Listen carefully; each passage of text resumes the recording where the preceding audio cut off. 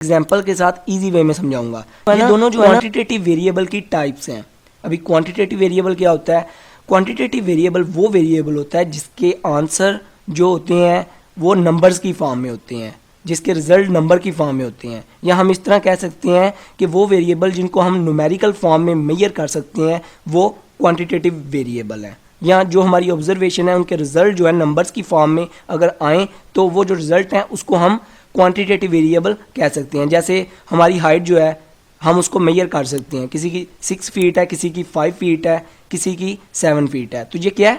Quantitative variable है। हम quantity को देख सकते हैं कितनी क्वांटिटी है। जैसे हमारा वेट जो है उसको हम मेजर कर सकते हैं, वज़न कितना है हमारा, किसी का 70 kg है, किसी का 60 kg है, तो ये क्या क्वांटिटेटिव वेरिएबल है। जैसे हमारी इनकम है, किसी की 10,000 है, किसी की 50,000 है, तो ये क्या क्वांटिटेटिव वेरिएबल है। जैसे मार्क्स क्लास में ले लें, किसी के 10 आ रहे हैं, 20, क्वांटिटेटिव वेरिएबल है। अभी बात आ जाती है कि डिस्क्रीट और कॉन्टिन्यूस वेरिएबल क्या होता है। डिस्क्रीट वेरिएबल वो वेरिएबल होते हैं मतलब जिसके अंदर जंप होता है, जिसके अंदर हम जो पॉइंट है उसको मेजर नहीं कर सकते। जैसे आपसे कोई आपकी मिसाल के तौर पे शादी होगी है तो आपके 2 बच्चे हैं, तो कोई पूछेगा आपसे आपके कितने बच्चे हैं, आप कहेंगे 2, तो या एक हो सकता है या 3 हो सकते हैं।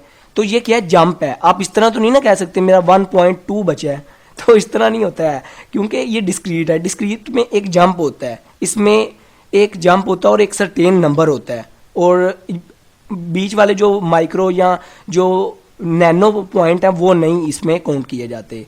एक और एग्जांपल देता हूँ। जैसे आपसे कोई पूछे आपकी कितनी गाड़ी हैं, तो आप 1 या 2 बोलेंगे, ये तो नहीं ना बोलेंगे कि मेरी 1.5 गाड़ी है। ये तो यहाँ आपसे कोई पूछ ले कि आपके पास कितने लैपटॉप हैं, आप बोलेंगे 1 या 2। पॉइंट में इसका आंसर नहीं होगा। डिस्क्रीट में आपने ये एक बात याद रख लेनी है। आपके पास कितनी पेंसिल हैं, 2, 3, 4, पॉइंट में नहीं होगा। कितने कैलकुलेटर हैं, 2, 5, 7 जितने भी हैं, तो पॉइंट में आंसर नहीं होगा। डिस्क्रीट में ये है, जंप होता है।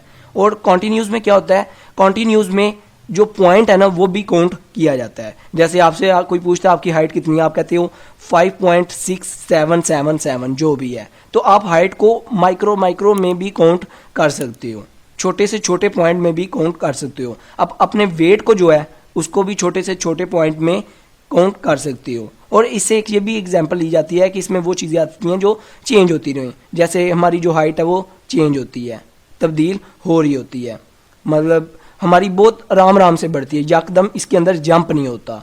तो ये भी चीज़ इसके अंदर काउंट की जाती है। आई होप आपको इन दोनों का कॉन्सेप्ट क्लियर हो चुका होगा। वीडियो अच्छी लगी हो तो सब्सक्राइब और लाइक करना मत भूलिएगा। अपना बहुत ख्याल रखिएगा, दुआओं में याद रखिएगा। Good bye.